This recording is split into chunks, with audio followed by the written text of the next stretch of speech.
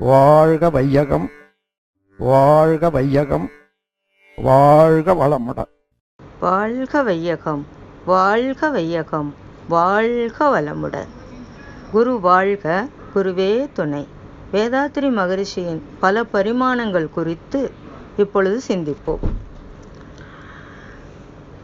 எப்படி 108 போற்றிகள் என்று சொல்வது போல, ஒரு நட்சத்திரத்துக்கு 4 பாதங்கள் போல 27 நட்சத்திரங்களுக்கு 108 என்ற ஒரு கணக்கில் சுவாமிஜியினுடைய பல பரிமாணங்களை 108 விதமாக சிந்திப்போம்.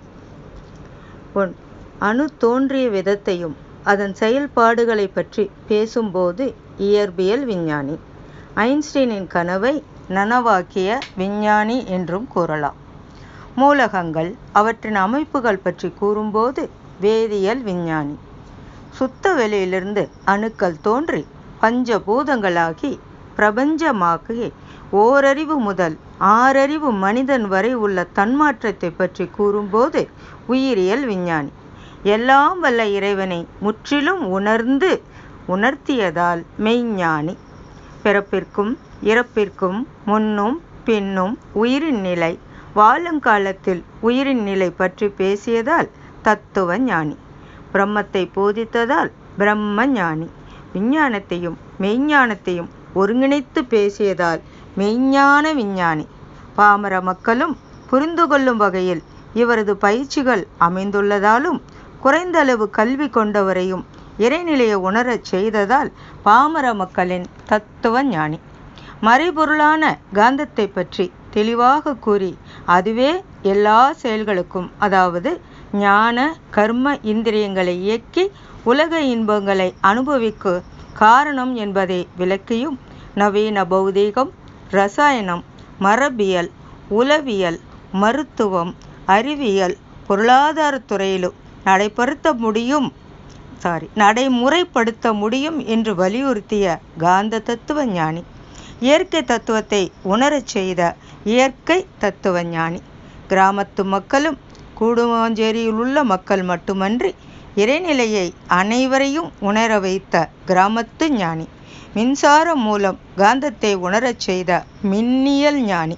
உடலில் உள்ள ஹார்மோன்கள், என்சைம்கள், ரசாயனங்களை உணர்த்திய உடல் ரசாயன ஞானி. மக்களுக்கு ஒழுக்கத்திற்கு சரியான சாமியம் கூறி போதித்த ஒழுக்க ஞானி. யோகாசனங்களை சுருக்கி எளிய முறை உடற்பயிற்சிகள் மூலம் உள் உறுப்புகளை நன்கு இயங்க வைத்த உடலியல் ஞானி. மெய்ஞானத்தை புறக்கணித்த விஞ்ஞானம் வாழ்வின் வளம் அளிக்கும் என்று கூறிய வாழ்வியல் ஞானி.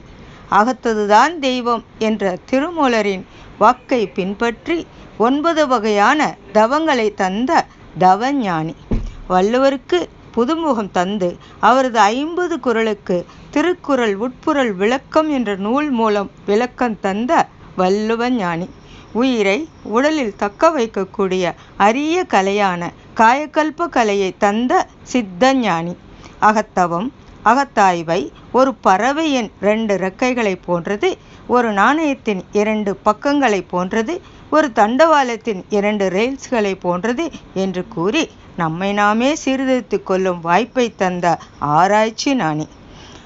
எண்ணம் ஆராய்தல், ஆசை சீரமைத்தல், சினம் தவிர்த்தல், கவலை ஒழித்தல், ஞான் யார் என்ற தத்துவங்களை பயிற்சி முறைகளாக தந்ததால் மனோ தத்துவ ஞானி. இறைவழியே வாழ்க்கை என்று கூறிய இறை ஞானி. ஆதிசங்கரின் அத்வைத தத்துவத்தை விளக்கிய அத்வைத ஞானி. அத்வைதம், துவைதம், விசிஷ்டாத்வைதம் மூன்றுமே ஒன்றுக்கொன்று தொடர்புடையதே என்று உலக மக்களுக்கு புரிய வைத்த உலக நல ஞானி. சொல்லால் மட்டும் நம்பாதே, சுயமாய் சிந்தித்தே தெளிவாய் என்று கூறியதால் சிந்தனை ஞானி. அருகுண சீரமைப்பு பற்றி கூறுவதால் மனோ தத்துவ பேராசிரியர். வாழ்க்கை என்பதே ஒரு தத்துவம் என்பதை கூறிய ஒரே குரு நம் குரு ஆவார். எண்ணத்தை ஆராய செய்ததால் ஆராய்ச்சியாளர்.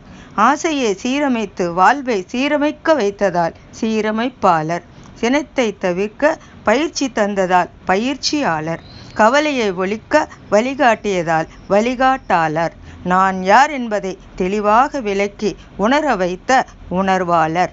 போரில்லா நல்லுலகம் வேண்டும் என்று நினைத்து அதற்கான வழிமுறைகளை கூறிய உலக சமாதான தூதுவர்.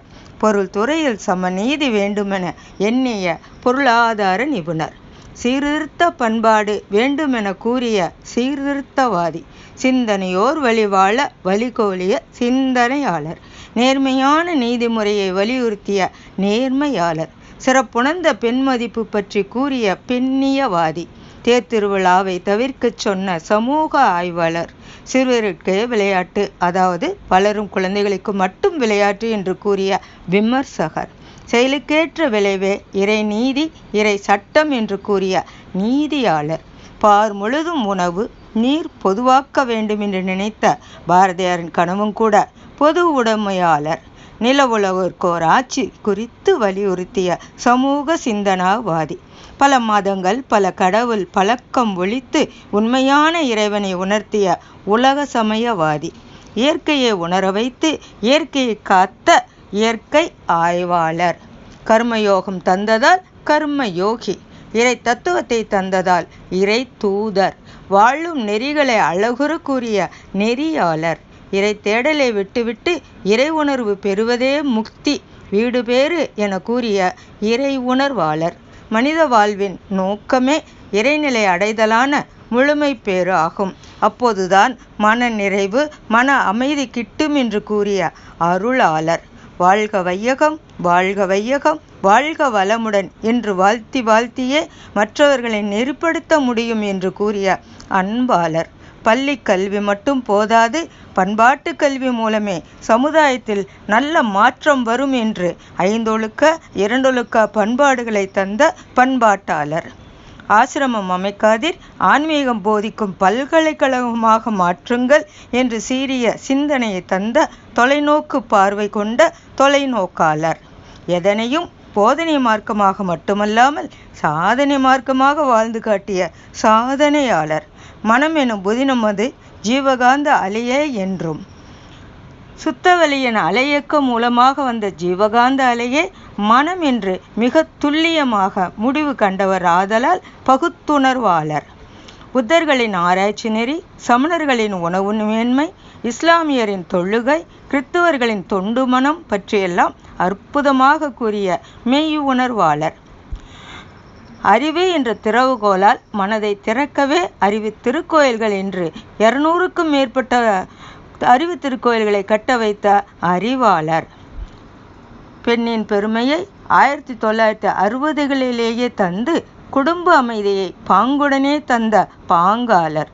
சுற்றிலும் பூகம்பமே நிகழ்ந்தாலும் பூக்களைப் போல புன்னகை புரியும் பக்குவத்தை தந்ததால் பக்குவவாளர். சிவவாக்கியரின் பாடல்களை மக்களுக்கு எளிய முறையில் புரிய வைத்த எளிமையாளர். கருமைய தூய்மைக்கு எளிமையான வழிகளை தந்த கருமைய காப்பாளர். 50 வயதிலேயே தன்னை உலகுக்காக முழுமையாக அர்ப்பணித்த அர்ப்பணிப்பாளர். சமுதாய சிக்கல்களுக்கு தீர்வுகளை சரியாக சொன்ன தீர்வாளர். தன்னுடைய வாழ்க்கையையே உலகுக்கு செய்தியாக தந்த செய்தியாளர். திருவான்மெய்யூரில் தலைமையகத்தை அமைத்த திருவாளர். கூடுவாஞ்சேரியில் பிறந்து ஆலியாரில் இருந்து கொண்டே ஆழமான கருத்துக்களை, உண்மைகளை மக்களுக்கு புரியும் வகையில் உணர்ந்து ஓதிய உணர்வாளர். மாக்கோலமாய் விளைந்த மதிவிருந்து போன்ற 70க்கும் மேற்பட்ட புத்தகங்களை எழுதிய எழுத்தாளர். மெய்ஞானம் பாதிக்காமல் பகுத்தறிவை பக்குவமாய் புகட்டியதால் பகுத்தறிவாளர். பூஜ்யத்திற்குள் உள்ள ராஜ்யத்தை ஆள கற்றுக் கொடுத்த பூஜ்யர். எண்ணத்தின் ஆற்றலை பற்றி விளக்கமாக கூறி தனது எண்ணத்தின் வலிமையாலேயே தன் வாழ்நாளை நீட்டிக்கொண்ட மகா புருஷர். தான் வாழும் காலத்திலேயே தன்னை நன்கு பயன்படுத்தி கொள்ளுங்கள் என்று கூறிய ஒரே தெய்வீக ஞானி. பிரம்மத்தை தான் உணர்ந்து மக்களுக்கு போதித்து மக்களை பிரம்மஞானிகளாக ஆக்கிய ஆச்சாரியார். நம்மை எல்லாம் ஞானாசிரியராக உயர்த்தி மக்களுக்கு இறைவனை பற்றி விளக்கம் அளிக்க தயார் செய்த பரம ஞானாசிரியர். பல பல்கலைக்கழகங்களில் வேதாத்திரியத்தை பாடத்திட்டங்களாக ஏற்கச் செய்த பல்கலைக்கழக வேந்தர். பள்ளிகளிலும் கல்லூரிகளிலும் YYயின் மூலம் வேதாத்திரியத்தை வேரூன்ற செய்த முதல்வர். தவம் என்பது செயல், தியானம் என்பது நிகழ்வு என்று கூறி உடலையும் மனதையும் அழகுற செய்த அழகு கலை நிபுணர். ஐக்கிய நாட்டு சபையில் உலக சமாதானம் பற்றிய பேசிய இந்தியர், குறிப்பாக தமிழர். 2000க்கும் மேற்பட்ட பாடல்களை எழுதிய இனிய பாடலாசிரியர். ஞானத்திற்கு புதிய விளக்கம் தந்த ஞான களஞ்சியம். அன்பிலே தாய் போன்றவர், அறிவிலே தந்தை போன்றவர். அருளாற்றலை எவ்வித பாகுபாடுமின்றி தந்த அருட்தந்தை. உலகம் உள்ளவரை வாழ்பவர்கள் முக்தி அடைவதற்கான வழியை பிறக்கும் போதே பரிபூர்ணமாக பிறந்து பூடல் பூசணி போல வழியை கூறிய நித்திய சித்தர். யோக வாழ்க்கையை மக்களுக்கு அளித்த யோக குரு. அறிவேதான் தெய்வம் என்றார் தாயுமானார். அந்த கூற்றை மக்களுக்கு புரிய வைத்த அறிவாளி. அறிவில் ஆழ்ந்து ஆனந்த கவியாத்தவரான ராமலிங்க வள்ளலாரின் நல்ல சீடன். குண்டலினி யோகத்தை சரியாக முறைப்படுத்திய குண்டலினி யோகி. அறநெறி வாழ்வை பின்பற்றி வாழ்வதே சிறந்ததென எடுத்துக்காட்டிய 20ஆம் நூற்றாண்டின் தலை சிறந்த மகான். பாவ பதிவுகளையும் போக்கும் வழிகளையும் பற்றி தெளிவாக விளக்கிய அறிஞர். சித்தா, யுனானி, ஹோமியோபதி மருத்துவம் அறிந்த மருத்துவர். தனிமனித அமைதி மூலம் உலக அமைதிக்கு வித்திட்ட வித்தகர். ஏவுகணை வேகத்தில் ஓடுகின்ற மனோவேகத்தை ஆழ்கடல் அமைதியாக மாற்றிய வள்ளல். மனம் என்ற கரடுமுரடான நிலத்தில் அன்பையும் கருணையையும் கனிவுடனே விதைத்த விவசாயி. பக்கத்து ஊரியே பார்க்காத மக்களை தவத்தின் மூலம் பிரபஞ்சத்தை கடந்தும் பயணிக்க வைத்த தவசீலர். தன்னலம், குடும்ப நலம் என்ற கூண்டுக்குள் வாழ்ந்த கிளிகளை சமூகத்தில் பொதுநல பறவைகளாக தொண்டாற்ற வைத்ததால் உலக நல தொண்டர். வாழ்க்கை துணையின் முக்கியத்துவத்தை உணர்த்த மனைவி நல வேட்புநாள் தந்து கணவன் மனைவி உறவின் சிறப்பை உணர்த்திய மாமனிதர். வாழ்க்கை வள உயர்வு படிவுகளை தந்த உயர்வாளர். ஐவகை கடமைகளையும் ஒன்றினால் ஒன்று கெடாமல் பார்த்து கொள்ள சொன்ன கடமையாளர். வாழும் காலத்திலேயே இறைவனோடு பேச, இறைவன் பேசுவதை கேட்க மௌனமே சிறந்த மார்க்கம் என்று கூறிய மௌன மேதை. ஒவ்வொரு வருடமும் 1 மாத மௌனம் இருந்து ஒவ்வொரு புத்தகமாக எழுதி வெளியிட்டவர். மனதையும் உயிரையும் இணைக்கும் பாலமாக யோக வாழ்க்கையை தந்ததால் மகா யோகி. உலக பொது மதமாக உலக பொது அருள்மெறி சமயத்தை தந்த சமயவாதி. வேதங்களின் சாரங்களை உணர்ந்ததால் இயற்பெயரே வேதாத்திரி என்று அமைய பெற்றவர். வாழும் காலத்திலேயே முக்தியை அடைவதற்கான வழிகை தந்த முக்தியாளர். உலக சமாதானம் வேண்டுமென கூறிய உலக சமாதான தூதுவர். வாழ்க்கை சிக்கலையெல்லாம் நீக்கிய வழக்கறிஞர். நேர மேலாண்மையை கடைபிடித்த நேர நிர்வாக இயலாளர். அஷ்டமா சித்திகளை கையாண்ட சத்குரு. தான் அகக்காட்சியாக கண்டதை உணர்ந்ததை அப்படியே தன் சீடர்களுக்கு சொல்லி தந்த படிக்காத மேதை என்று கூறிக்கொண்டே போகலாம். அறிஞர் பெருமக்களே, வேதாத்திரிய தூதுவர்களே, நல்ல வாய்ப்பளித்தமைக்கு நன்றி நன்றி நன்றி.